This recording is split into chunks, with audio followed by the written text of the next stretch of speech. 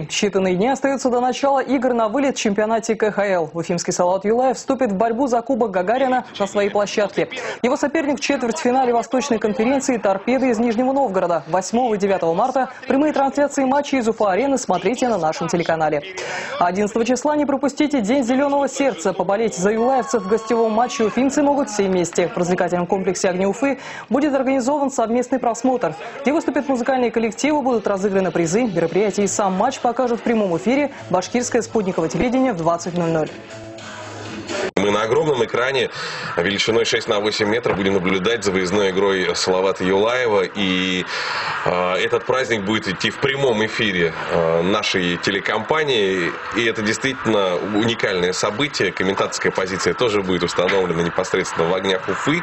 Будет много музыки, будет много радости, ожидания битвы. Будет настоящий праздник.